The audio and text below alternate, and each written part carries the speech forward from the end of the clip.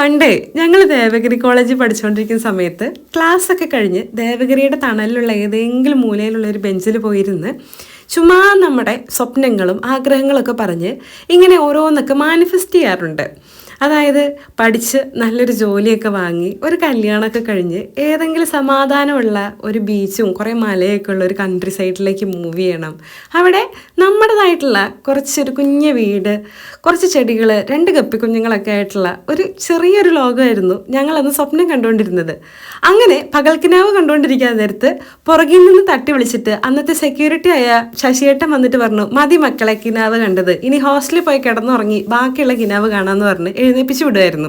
പക്ഷെ അന്ന് ശശിയേട്ടൻ പറഞ്ഞു, നിങ്ങളുടെ ഈ ആഗ്രഹങ്ങളൊക്കെ നടക്കട്ടെ, എന്തായാലും ആ പറഞ്ഞ മനുഷ്യൻ്റെ നാക്ക് പൊന്നായി, ഞങ്ങൾ എന്താഗ്രഹിച്ചോ ചിലപ്പോൾ അതിൽ കൂടുതൽ അധികമായിട്ട് ദൈവം ഞങ്ങൾക്ക് തന്നതേ ഉള്ളൂ.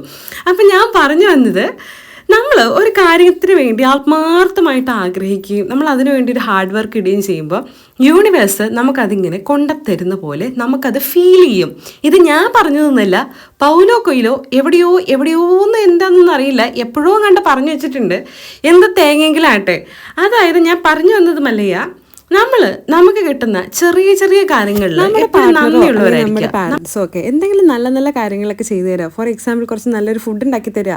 അപ്പോൾ പറയാ, അമ്മേ നല്ല ടേസ്റ്റ് ഉണ്ട് കേട്ടോ ഭക്ഷണത്തിന്, അല്ലെങ്കിൽ എടി നല്ല ഭംഗിയുണ്ട് നിന്നെ കാണാൻ. അങ്ങനെ എന്തെങ്കിലുമൊക്കെ നിങ്ങളുടെ ഭാര്യമാരോടൊക്കെ ഒന്ന് പറഞ്ഞു നോക്ക്. അവരപ്പോൾ വീണ്ടും വീണ്ടും നിങ്ങൾക്ക് എന്തെങ്കിലുമൊക്കെ ഇങ്ങനെ ചെയ്തു തന്നുകൊണ്ടേയിരിക്കും.